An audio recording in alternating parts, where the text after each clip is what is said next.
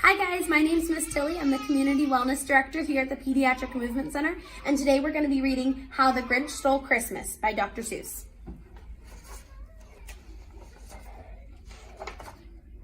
Every Who down in Whoville liked Christmas a lot. But the Grinch, who lived just north of Whoville, did not. The Grinch hated Christmas, the whole Christmas season. Now please don't ask why, no one quite knows the reason. It could be his head wasn't screwed on just right. It could be perhaps that his shoes were too tight. But I think that the most likely reason of all may have been that his heart was just 2 sizes too small. But whatever the reason, his heart or his shoes, he stood there on Christmas Eve hating the Whos, staring down from his cave with a sour, Grinchy frown at the warm, lightened windows below in their town. For he knew every Who down in Whoville beneath was busy now, hanging a mistletoe wreath. And they're hanging their stockings, he snarled with a sneer. Tomorrow is Christmas, it's practically here. Then he growled with his Grinch fingers nervously drumming, I must find a way to stop Christmas from coming.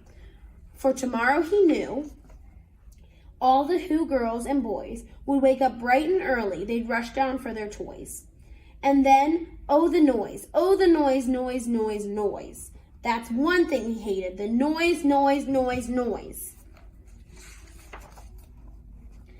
Then the Whos, young and old, would sit down to feast, and they'd feast, and they'd feast, and they'd feast, feast, feast, feast. They would feast on Who pudding and rare Who roast beef, which was something the Grinch couldn't stand in the least.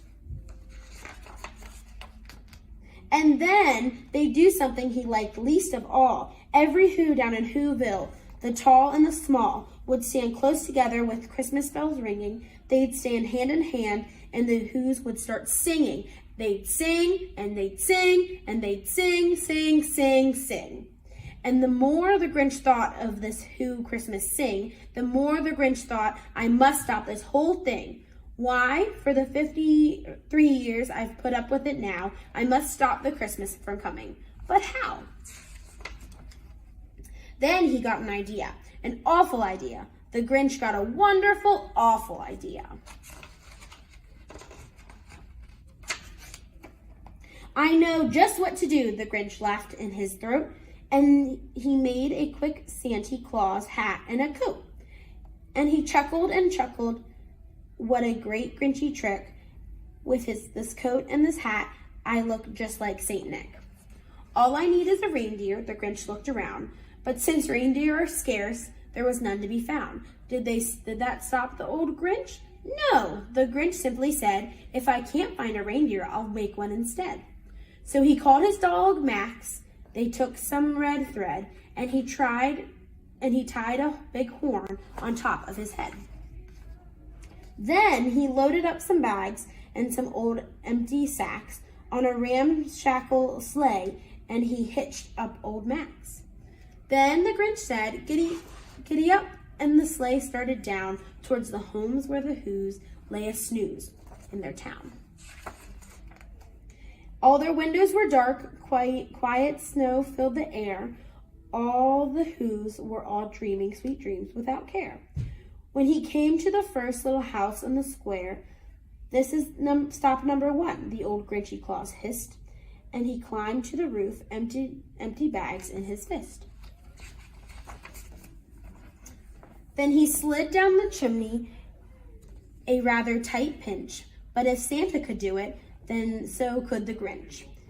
He got stuck only once for a moment or two, then he stuck his head out the fireplace, flew.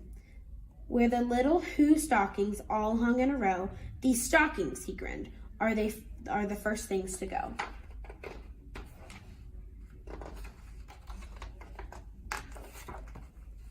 Oh dear.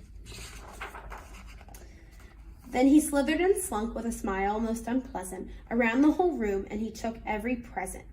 Pop guns and bicycle, roller skates, drums, checkerboards, tricycles, popcorns, and plums. And he stuffed them in the bags, and the Grinch very nimbly stuffed all the bags one by one in the chimney. Then he slunk the ice box.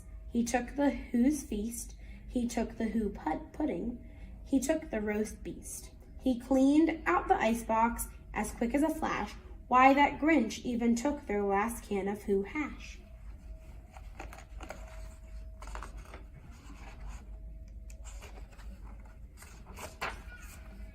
Then he stuffed all the food in the chimney with glee. And now, grinned the Grinch, I will stuff up the tree.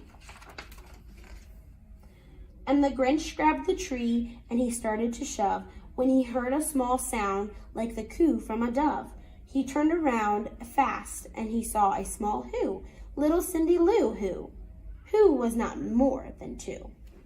The Grinch had been caught by this tiny Who daughter, who'd got out of bed for a cup of cold water. She stared at the Grinch and said, Santa Claus, why are you taking our Christmas tree? Why? But you know that old Grinch was smart and so slick. He thought up a lie and he thought it up quick. Why, my sweet little tot, the fake Santa Claus lied. There's a light on this tree that won't light on one side. So I'm taking it home to my workshop, my dear. I'll fix it up there, then I'll bring it back here. And this fib fooled the child, then he patted her head. He got her a drink and he sent her to bed.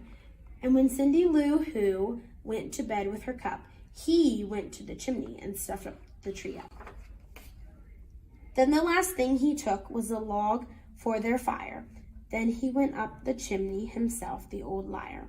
On their walls was nothing left. He took books and some wire. And the one speck of food that he left in the house was a crumb that was even too small for a mouse. Then he did the same thing to the other Who's houses, leaving crumbs much too small for the other Who's mouses.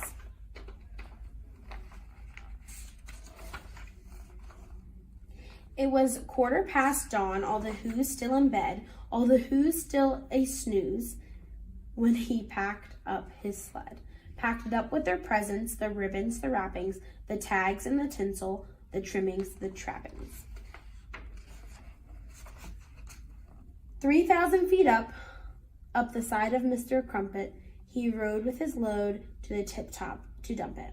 Pooh, pooh, to the Who's. He was grinchishly humming. They are finding out now that no Christmas is coming. They're just waking up. I know just what they'll do. Their mouths will be hang open in a minute or two. Then the Who's down in Whoville will cry boo-hoo.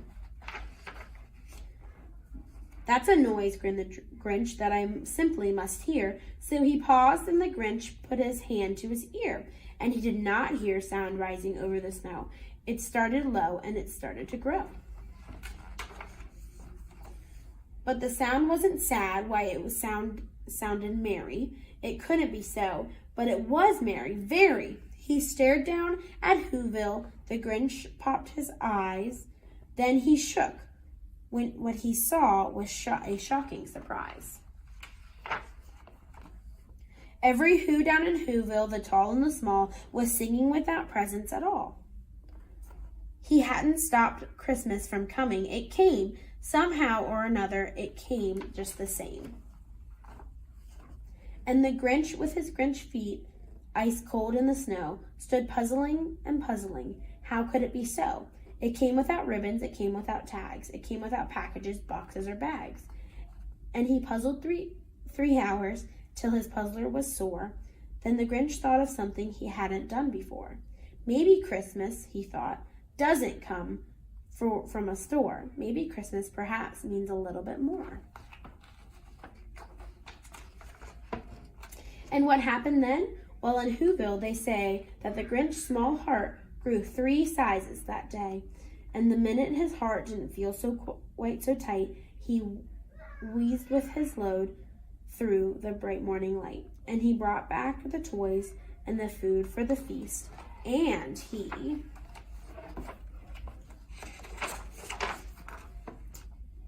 he himself, the Grinch, carved the roast beast. The end. Thanks for watching, guys.